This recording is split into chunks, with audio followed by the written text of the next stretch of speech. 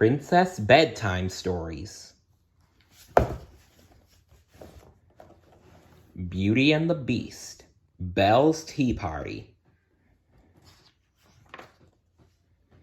Belle looked out the window. It had been raining for 6 straight days and she felt cooped up. She hadn't taken a walk or visited the stables in nearly a week. Will the rain ever stop? She wondered. Chip, the little teacup, was wondering the same thing. He had already played all the games he could think of. Now he wished he could go outside. Since he was so little, he didn't have a job like the other enchanted objects. But the rest of the enchanted objects had finished their work.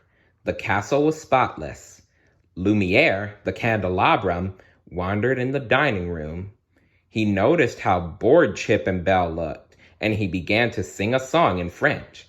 Then Cogsworth, the clock, rounded up some napkins, spoons, and bowls, and led them in a dance. "That's it," he cried as they whirled around the table. "Hooray!" Chip yelled when the song was over.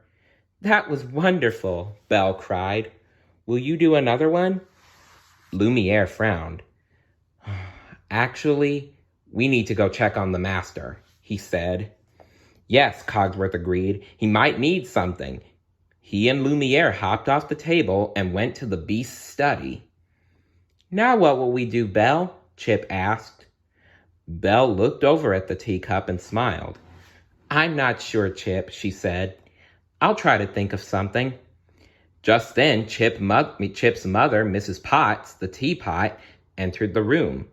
She knew just what would cheer up Belle and Chip. "Let's have a tea party," she suggested. "Belle, why don't you change into your prettiest party dress? And Chip, I have a special job for you." The little teacup smiled excitedly, and Belle raced upstairs to change.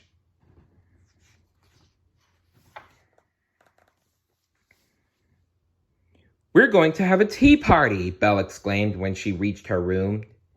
"Oh, that's lovely, dear," the wardrobe replied. "You'll need something bright and pretty to wear." She opened one door and looked inside. Belle reached for a navy dress. "No, no, no," the wardrobe cried. "That's too dark for a tea party." The wardrobe rummaged around a little more and found a yellow hat. "You simply must wear this," she said. "It's beautiful," Belle cried. Then she noticed that the wardrobe was holding a yellow and gold dress and matching gloves.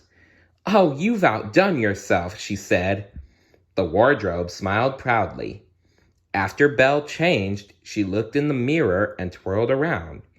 It was fun to dress up. "You'll be the belle of the ball, tea party," the wardrobe said with a giggle.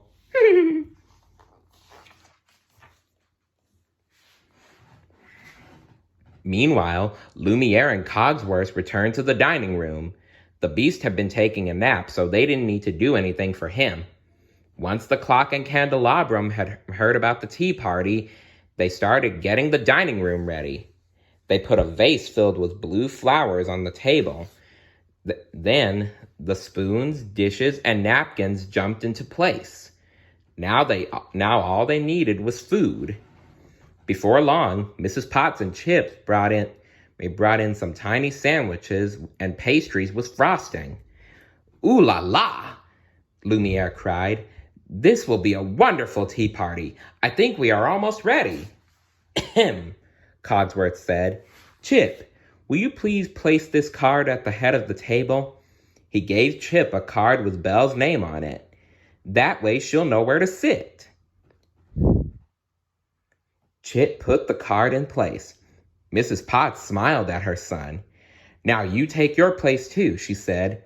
The little teacup hopped onto a saucer excitedly. It was his first tea party, and he couldn't wait for it to begin.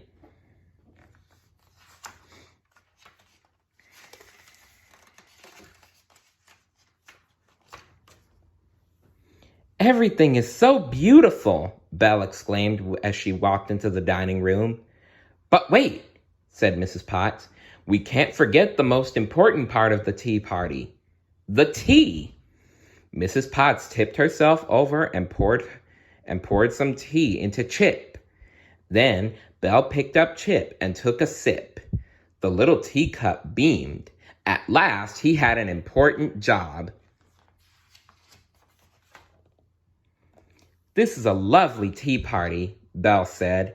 "I'm so glad I have good friends like you." "Me too," Chip said. Everyone smiled. Maybe rainy days weren't so bad after all. The end. Have you ever had a tea party? Let me know in the comments below. See you later. Bye.